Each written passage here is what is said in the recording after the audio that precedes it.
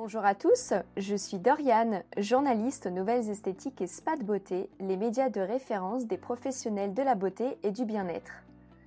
Je suis ravie de vous proposer une série de podcasts dédiés à des success stories d'esthéticiennes. À chaque épisode, j'échange avec une esthéticienne qui explique comment elle a réussi, ce qu'elle a mis en place pour que son activité cartonne et sa vision de l'esthétique. C'est l'occasion pour vous de vous nourrir et de vous inspirer du témoignage de chacune. Et pour les plus assidus d'entre vous, n'hésitez pas à vous munir d'un bloc-notes car les bonnes idées et les conseils avisés, c'est ici que vous les trouverez. Bonne écoute! Dans cet épisode, j'ai le plaisir d'accueillir Agnès Talino.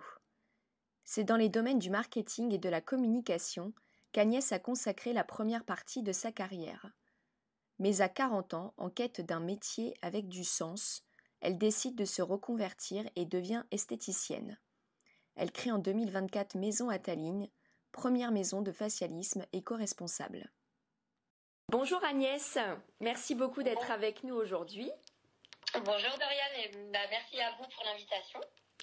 Est-ce que vous pouvez nous expliquer pourquoi est-ce que vous êtes devenue esthéticienne? Parce qu'il me semble que pour vous, c'était une reconversion professionnelle. Exactement. Alors effectivement, donc moi j'ai travaillé une dizaine d'années dans le marketing et la communication à des postes de direction, mais j'ai toujours été attirée par l'univers de la beauté et du bien-être puisque en fait j'ai commencé mes expériences professionnelles chez Yves Rocher et après je suis montée à Paris chez L'Oréal.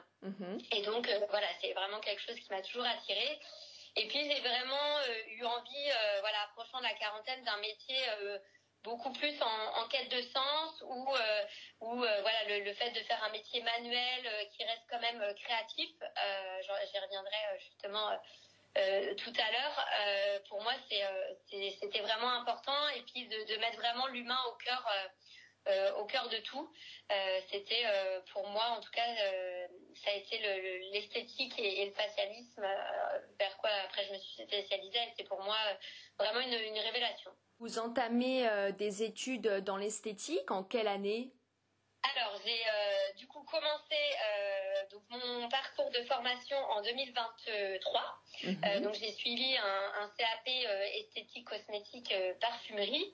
Et puis, après, j'ai souhaité, donc, comme je le disais, me spécialiser vers le métier de facialiste. Oui. Donc, qui est vraiment dans le bien vieillir, qui est experte en soins du visage, pour justement via la méthode LB facialiste, pour avoir une formation assez pointue justement dans ce métier-là.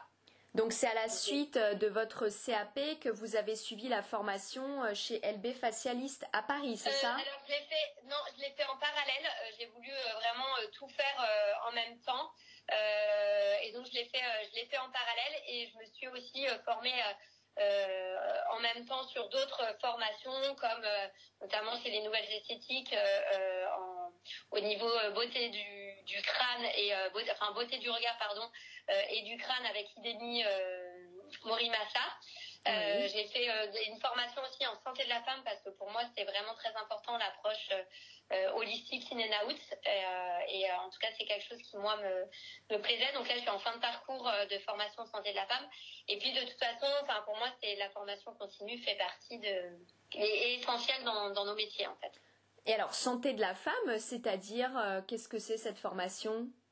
Alors c'est une formation, on travaille sur le côté hormonal, et puis par rapport aux problématiques, en fait on essaye de comprendre par exemple pourquoi on a de l'endométriose, pourquoi on a du SOPK, pourquoi on a aussi de l'acné. Parce qu'en fait on se rend compte que la beauté c'est pas forcément des soins externes, mais c'est aussi ça vient de l'interne, et que le visage reflète vraiment notre état de santé global en fait. Et cette formation vous la suivez où? Alors, je la suis, il y a l'Académie de santé naturelle, donc c'est en ligne, et puis après sur Facebook ou via Instagram, on peut échanger aussi avec nos formateurs. Et donc c'est en e-learning.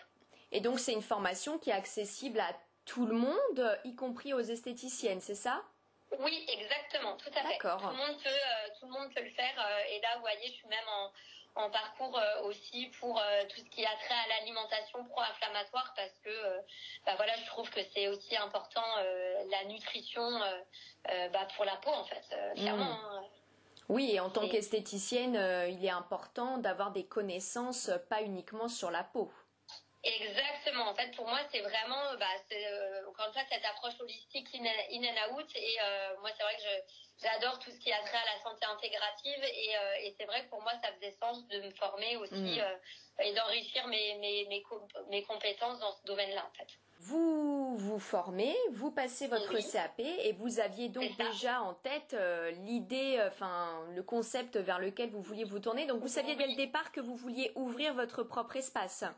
Oui, c'est ça. En fait, c'est un projet que j'ai mûri pendant quasi 3 ans. Hein. J'ai quand même, j'ai pas pris une décision à la légère.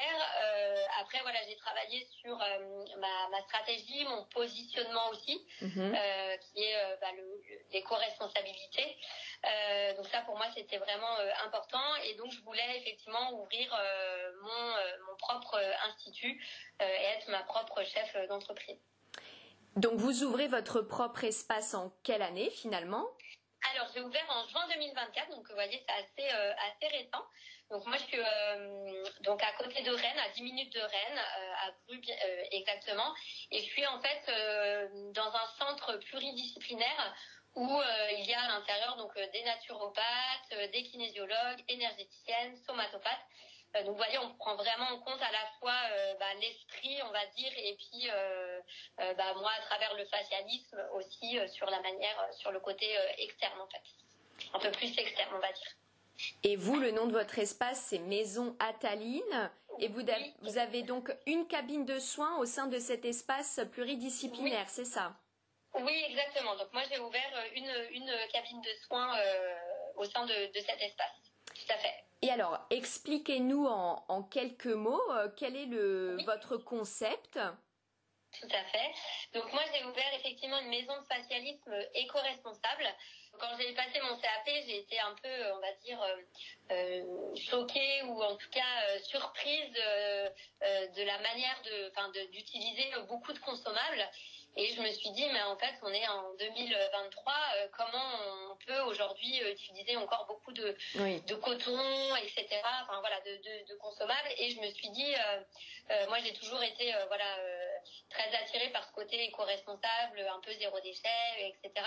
Et je me suis dit, de toute façon, l'ADN de Maison Ataline, je ne peux que aller vers cette direction-là. Et à la fois dans un respect de l'environnement et de notre peau, et pour moi c'est pas du tout incompatible, c'est au contraire ça peut la beauté peut rimer avec respect de la peau et de l'environnement. Donc vous êtes sur un concept éco-responsable, et qu'est-ce que vous proposez en termes de prestations ? Alors, donc moi je propose plusieurs choses. Donc déjà mon expertise c'est vraiment donc le facialisme, à savoir donc des soins expérience du visage. Je reviendrai tout à l'heure par rapport aux soins expérience. Ensuite je propose du drainage lymphatique donc à la méthode Renata Franzai. Je suis en train d'ailleurs de faire évoluer ce protocole avec ma propre méthode. Et je fais aussi, parce que j'estime que c'est vraiment important d'entretenir les bienfaits à la maison, je propose aussi des cours de yoga du visage et d'automassage. Et bien sûr, des conseils skincare, bien évidemment. Et pour être fidèle à votre concept, je suppose que vous avez fait un choix réfléchi au niveau de vos marques avec lesquelles travaillez-vous ? Oui, alors tout à fait. Je me suis un peu fait un cahier des charges assez strict, donc ça m'a pris énormément de temps de contacter les marques, de tester. Donc voilà, ça m'a pris un peu plus de 6 mois. Donc moi, je travaille avec la marque Oden, donc qui est une marque de cosmétiques française, donc qui est très respectueuse de la peau et de l'environnement pour le coup. Et puis j'utilise aussi une marque qui est un peu moins connue, mais qui mérite en tout cas d'être connue. C'est la marque Cap Botanica, qui est une marque versaillaise. Où pareil, tout est issu, donc ce sont des issus de plantes, donc tout est en circuit court, donc issu de l'agroécologie. Oui. Et donc elle n'utilise pas d'eau, par exemple, dans ses cosmétiques. Donc au niveau de ses crèmes, c'est des hydrolats. Donc ce qui permet d'avoir pleinement les actifs des produits, enfin des actifs des plantes. Et puis en complément alimentaire, j'utilise la marque Combo pour la partie collagène et acide hyaluronique. Pour être toujours dans cette optique de proposer une prise en charge globale exactement, tout à vos clientes. Ouais, exactement. Et alors, vous l'avez un petit peu évoqué au début de notre échange, mais pourquoi vous vous êtes spécialisée en facialisme notamment? Parce qu'aujourd'hui, c'est vrai qu'il y a beaucoup d'esthéticiennes qui se tournent vers cette spécialité-là de l'esthétique. Tout à fait. Pourquoi est-ce que vous avez fait ce choix? Parce que déjà, on est vraiment dans une approche du bien et du mieux vieillir, et qui, pour moi, aujourd'hui, en fait, j'entendais beaucoup ma grand-mère, ma maman qui disait « Oh là là, j'ai des rides, etc. » Et puis, je me suis dit, en fait, il y a des choses, entre guillemets, des méthodes naturelles qui existent. Donc, j'ai eu envie, en tout cas, de se tourner vers le métier de facialiste. Et puis, je me suis rendu compte aussi que, mine de rien, en le faisant moi-même, en fait, il y avait des vrais résultats, des résultats visibles, assez rapidement aussi. Et j'ai été assez bluffée par les résultats que ça pouvait donner. Et puis le côté aussi manuel, en fait, travailler de ses mains, les gestuels, je trouve ça, mais alors voilà, moi je dis toujours, c'est un peu comme un ballet. Mais je trouve ça beau, en fait, de se dire qu'on fait des choses super avec nos mains, en fait. Quelles sont les techniques que vous utilisez dans vos soins facialistes? Parce que je suppose que vous en avez appris plusieurs. Oui, alors j'ai appris donc le Kobido, comme beaucoup, parce que effectivement c'est un peu devenu tendance. Donc le Kobido, j'ai appris aussi le Gua Sha. J'ai appris donc il y a l'outil de beauté, on dit le couteau suisse de la facialiste, donc là qui permet de travailler sur les rides notamment. J'ai appris aussi le détox, donc le soin détox, parce que mine de rien c'est quand même important. Je me suis formée aussi il y a des brosses lymphatiques qui ont été brevetées par une esthéticienne, et donc pareil, j'ai suivi une formation, donc j'ai fait ça, j'ai fait aussi du stretching, enfin toute la partie cursus facialiste de la méthode LB facialiste. Et puis comme je le disais tout à l'heure, j'ai fait d'autres formations avec notamment Idemi Morimasa, avec Fatima aussi sur la partie médecine traditionnelle chinoise qui me parle énormément, où je vois que j'ai aussi beaucoup de très bons retours. Enfin, les gens sont assez stupéfaits des résultats que ça peut avoir, en fait, en travaillant sur les points d'acupression. Vous intégrez ça dans vos protocoles facialistes traditionnels, toujours. On va dire. Ouais, exactement, toujours. Moi, en fait, quand la cliente elle vient me voir, je leur demande toujours déjà comment elles se sentent elles en ce moment. Donc, par exemple, elles vont me dire je suis fatiguée, je suis stressée, etc. Et en fait, moi, j'adapte toujours mon protocole en fonction du diagnostic, bien sûr, morpho-facial que je fais, de la problématique de la cliente, et puis surtout comment elle se sent. Pour moi, c'est important. Et alors, vous alliez donc éco-responsabilité et facialisme, c'est vraiment ce qui fait votre identité. Exactement. Je suppose que c'est quand même ça qui vous permet de vous distinguer, mais alors pourquoi avoir allié ces deux univers qui ne sont pas nécessairement incohérents, mais auxquels on ne pense pas forcément non plus? Tout à fait. Alors, donc ça, vous faites bien de le préciser, et je dirais même au-delà de la beauté éco-responsable, c'est vraiment aujourd'hui, en fait, pour vous expliquer, j'ai travaillé dans le secteur de l'agroalimentaire, et je me suis rendu compte que les sols étaient vraiment très appauvris, notamment par rapport aux intrants chimiques qu'on pouvait y mettre sur nos terres. Et en fait, je me suis dit qu'au-delà du simple respect de l'environnement, on doit toujours chercher à restaurer, revitaliser, régénérer la peau et la planète. Donc c'est vraiment, moi en tout cas, mon ADN, c'est d'aller encore plus loin de l'éco-responsabilité, mais vraiment dans la beauté aussi régénérative. Et pour moi, c'est aussi, c'est pas du tout incompatible, bien au contraire.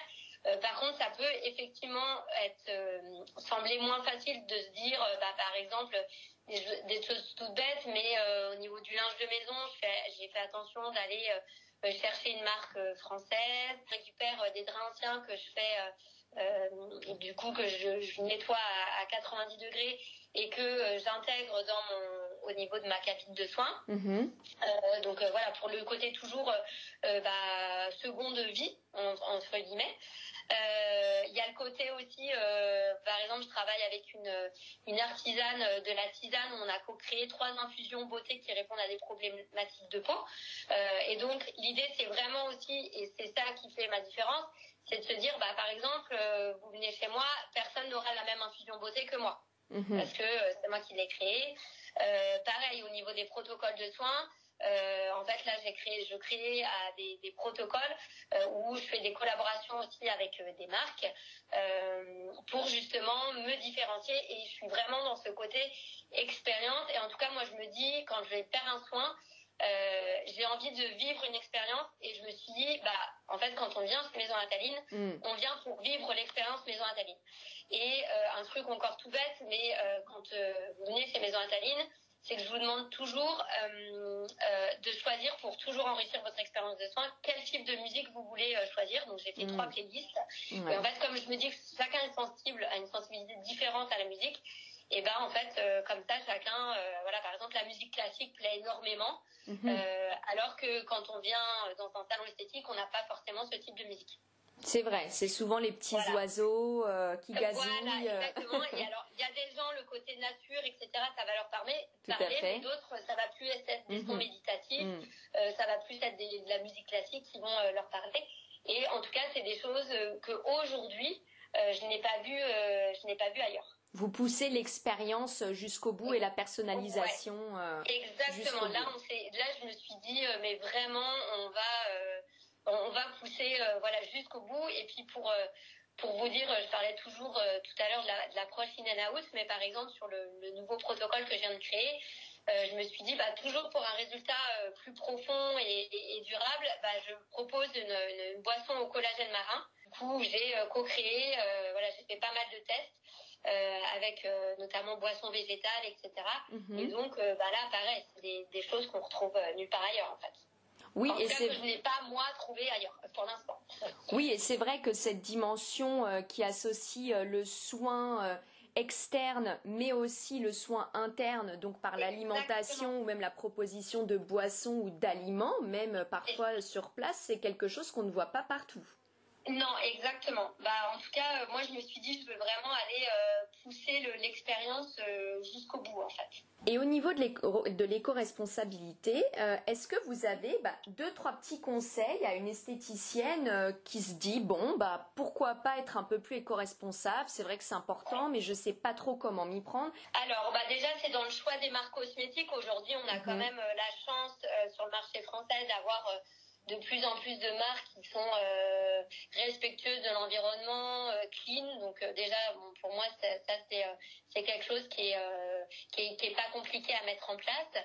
Et puis c'est aussi de se dire, par exemple, je parlais tout à l'heure des consommables, mais c'est de se dire, par exemple, moi je n'utilise pas de coton, c'est que des lingettes lavables qui sont hyper douces en plus pour la peau, donc qui vont pas du tout adresser l'épiderme de la peau, le film hydrolipidique, en tout cas moins que le coton.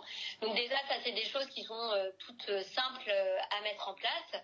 Et puis c'est de se dire, de se mettre peut-être un planning sur, je sais pas moi, 1 an, en se disant je peux changer ça au début qui est relativement simple. Et puis après, je sais pas, le linge de maison par exemple, moi c'est vrai que j'ai choisi du linge français, ou en tout cas les draps anciens.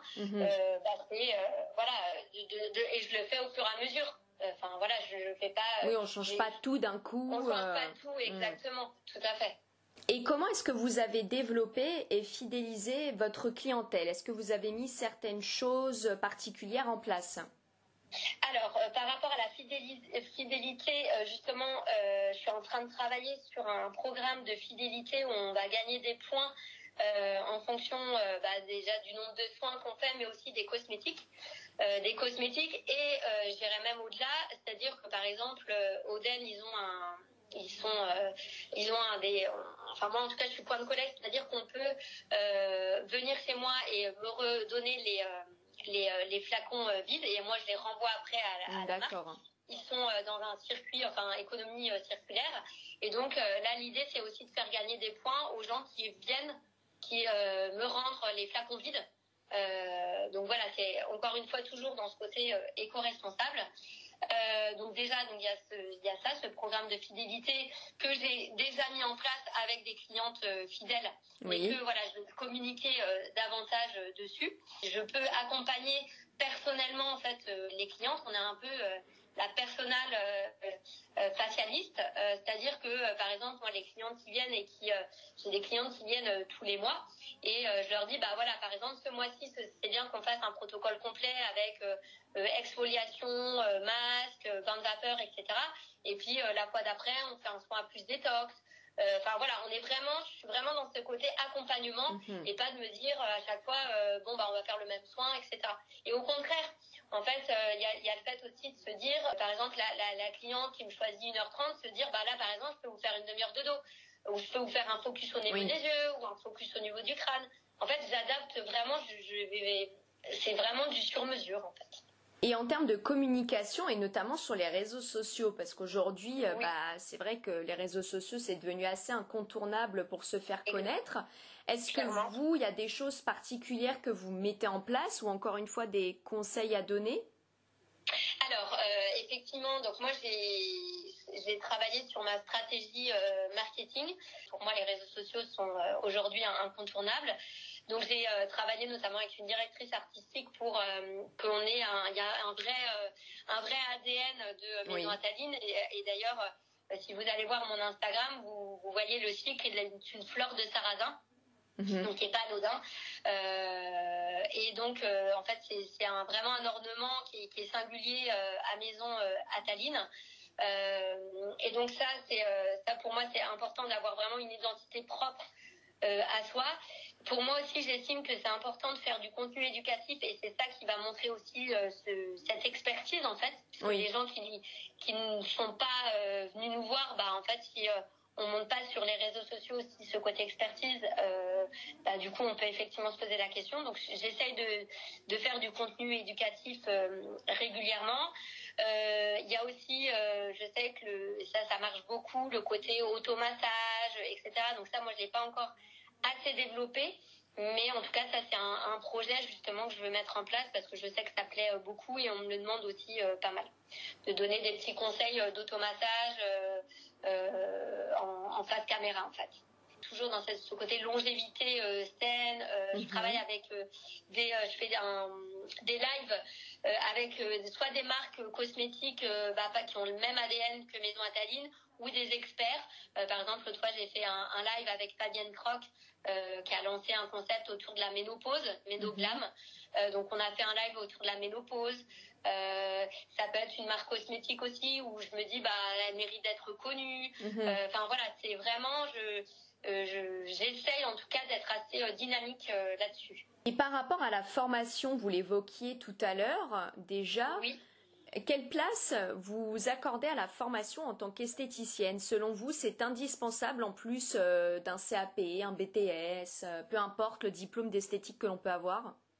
Oui, en fait pour moi la formation elle est juste en fait primordiale. C'est-à-dire qu'en fait déjà on est sur un secteur qui évolue très très vite, qui est en constante évolution. Donc déjà pour moi faut pas se dire oh là là je vais encore prendre une semaine, je vais fermer mon institut, ça fait du chiffre d'affaires en moins.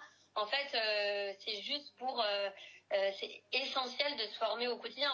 Moi vous voyez en fait comme vous me demandiez tout à l'heure en termes de formation, mais je suis toujours en formation et je le serai toujours parce que en fait j'estime que c'est très important d'être en formation continue. On apprend toujours des nouvelles méthodes. Là, vous voyez, je pars dimanche au Vietnam parce que j'aime beaucoup aussi de connaître un peu les rituels d'autres pays. J'ai eu la chance de voyager pas mal et c'est vrai que j'ai testé beaucoup de spas, de rituels, bien-être et c'est vrai que je m'en suis aussi un peu aspirée dans mon approche. Donc voilà, je me dis il faut même aller au-delà entre guillemets si on peut encore une fois le faire parce que tout le monde ne peut pas, mais si on peut le faire, en tout cas je me dis c'est une force, c'est une vraie chance en tout cas de se former en continu. C'est essentiel. Et quels sont selon vous les éléments qui font qu'une esthéticienne réussit? Alors donc la formation, je suppose, mais quoi d'autre? d'avoir un positionnement clair. C'est-à-dire que moi, je pourrais, par exemple, me dire, voilà, par exemple, je suis pas une influenceuse beauté, je suis contactée par pas mal de marques de cosmétiques, et en fait, je me dis, bah oui, ok, ça peut me faire du buzz, etc. Mais non, en fait, je le fais pas parce que ça va pas dans mon ADN. Donc, je me dis, bah c'est pas grave. Donc déjà, c'est d'avoir, en fonction de son positionnement clair, de pas y déroger et pas de s'éparpiller, de se disperser. Donc ça, pour moi, déjà, c'est très important. C'est aussi, on l'a dit donc tout à l'heure, ce côté effectivement formation. Il y a aussi le sens du relationnel et la fidélisation, qui pour moi est hyper importante. On a un peu un rôle de psychologue aussi, faut pas se mentir. L'écoute bienveillante pour moi est hyper importante. Donc ça pour moi c'est ça aussi qui va faire la réussite de son institut, c'est d'avoir une bonne stratégie de communication. On a beau avoir le meilleur produit au monde, si derrière il n'y a pas une bonne stratégie de communication, on ne pourra pas le vendre. Donc ça c'est juste essentiel. Et puis la personnalisation aussi. Aujourd'hui les gens ils courent tout le temps, ils sont stressés, fatigués, et ils veulent qu'on prenne soin d'eux en fait. Et ça aujourd'hui moi je m'en rends compte, pour travailler dans le marketing et la communication à des postes de responsabilité où on travaillait, en tout cas je travaillais effectivement beaucoup, un peu épuisé de se dire mais à un moment donné en fait je suis en train de passer à côté de ma vie, clairement. Et d'ailleurs, et ça me fait penser qu'il y a une chose qui est juste primordiale, c'est aussi l'équilibre. C'est-à-dire que en fait on peut pas dire aux gens de prendre soin d'eux si nous-mêmes on prend pas soin de nous. En fait ça c'est juste hyper important. Et en fait moi j'estime que d'avoir un équilibre vie pro vie perso c'est pareil, c'est la base en fait. On peut pas s'épuiser, c'est pas possible.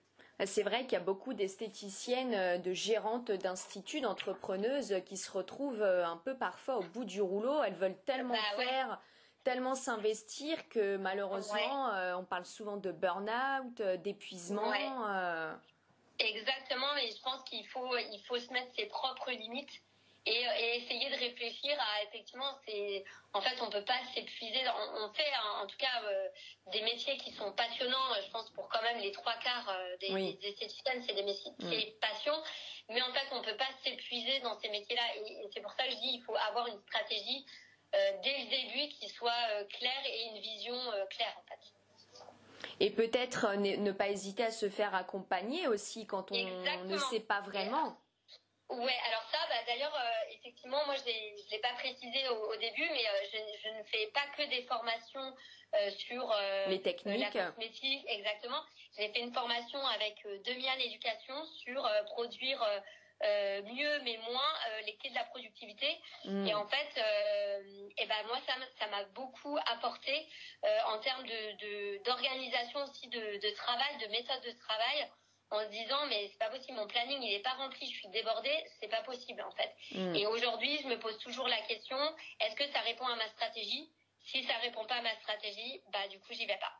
Et en fait faut pas, aujourd'hui on a tendance quand on est entrepreneur à se disperser, mais c'est valable pour tous les métiers, c'est de se disperser, et en fait c'est un moment, c'est de se poser, de se dire en fait est-ce que ça c'est vraiment utile en fait ce que je suis en train de faire? Non, en fait aujourd'hui moi ce que je veux c'est avoir des clients, donc c'est quelle stratégie je vais mettre en place pour aller chercher des clients en fait. Et comment est-ce que vous voyez l'avenir des métiers de l'esthétique, du métier d'esthéticienne? Est-ce qu'il y a selon vous des tendances, on va dire, qui vont se dessiner, des façons de faire, de prise en charge? Oui, alors pour moi il y a plusieurs tendances. Donc déjà on va vraiment vers une diversification des compétences. Ça pour moi c'est important. Je parlais tout à l'heure de la santé intégrative, mais aujourd'hui moi je sais que je donne pas mal de conseils en alimentation pro-inflammatoire, etc. Parce que c'est en fait essentiel. Donc ça déjà c'est une chose. La deuxième chose c'est on entend aussi beaucoup de choses au niveau de la santé mentale, et qu'aujourd'hui pour moi c'est aussi important. Vous voyez, quand je vous disais tout à l'heure que je demande toujours aux gens comment ils se sentent quand ils arrivent, pour moi c'est hyper important.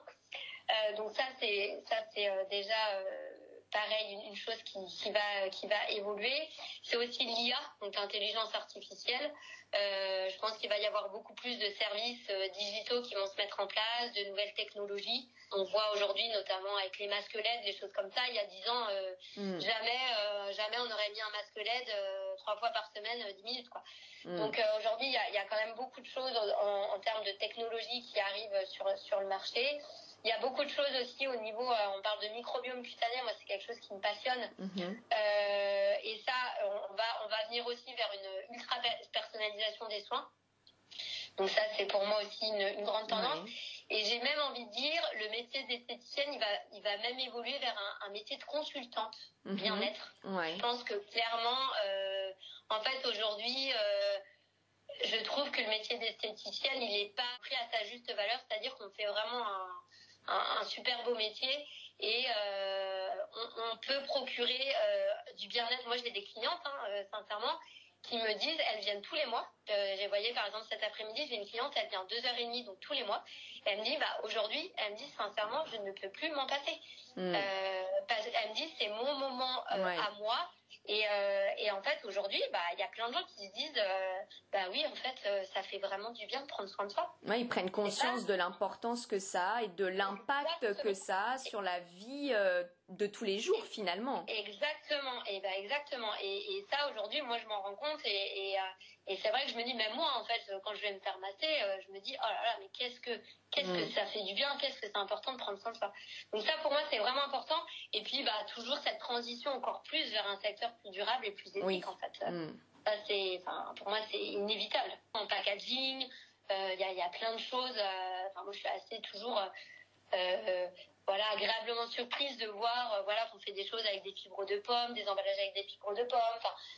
C'est vrai qu'il y a de belles innovations. Oui, voilà, il y a plein de choses en fait qui arrivent aujourd'hui et il faut rester toujours à la pointe de ce qui se passe, de l'actualité. Et enfin Agnès, est-ce que vous auriez un conseil à donner à une esthéticienne qui est peut-être salariée aujourd'hui ou qui même n'est peut-être même pas encore esthéticienne et qui aimerait faire comme vous et créer son espace, mais tout en ayant une identité forte et différenciante par rapport aux consoeurs qui sont déjà sur le marché? Tout à fait. Alors déjà, donc le conseil que je pourrais donner, c'est de bien mûrir son projet. Vous voyez, moi j'ai mis quand même 3 ans à le mûrir, à savoir ce que je voulais faire, ce que je voulais faire exactement et comment je voulais le faire. Donc déjà, c'est d'avoir une préparation sérieuse, un positionnement clair et une solide formation. Pour moi, c'est vraiment les bases. Hyper important. Ouais, vraiment les bases. C'est aussi de persévérer. Il y a des jours, on n'a pas de clients, c'est de se dire, c'est ok, en fait, je prends ce temps-là pour autre chose. Moi, je me forme, je fais ma com, je vais voir des confrères, faut pas se dire, en fait, je vais rester à la maison, je vais faire mon ménage, je vais faire, en fait, faut se dire, c'est ce temps-là, c'est mon temps de travail, qu'est-ce que je fais? Donc, faut persévérer, avoir une attitude positive. Faut pas hésiter à oser aussi. Moi, je sais, par exemple, j'ai eu la chance là de faire une collaboration avec la marque Balzac Paris. Donc vraiment une super belle collaboration. On est vraiment hyper contents. C'était pour accompagner le lancement de la marque Balzac Beauté. Donc ça a été. Faut pas hésiter à oser. Et puis toujours, mais c'est d'adopter une attitude d'apprentissage continu. Pour moi, c'est vraiment la base et bien s'entourer. Vraiment aussi, bien s'entourer. Ça, pour moi, c'est hyper important. Des bonnes marques, c'est ça? Oui, voilà, bien s'entourer de bonnes marques qui correspondent toujours à notre stratégie. Parce que moi, aujourd'hui, c'est l'éco-responsabilité. D'autres personnes, ça va être, je sais pas, la beauté coréenne. C'est en tout cas d'avoir des marques engagées et puis de véhiculer, de communiquer sur pourquoi on a choisi, je sais pas, la beauté coréenne ou autre chose, en fait. Mais en tout cas, oui, de bien s'entourer avec des bonnes marques où il y a un vrai travail de partenariat, en fait, une vraie collaboration. Merci beaucoup Agnès. Merci à vous. C'était un plaisir en tout cas d'échanger sur ce beau métier d'esthéticienne et de facialiste. Merci à vous. Si cet épisode vous a plu, n'hésitez pas à poursuivre votre écoute avec les autres épisodes de cette série spéciale Success Story d'esthéticienne. À bientôt.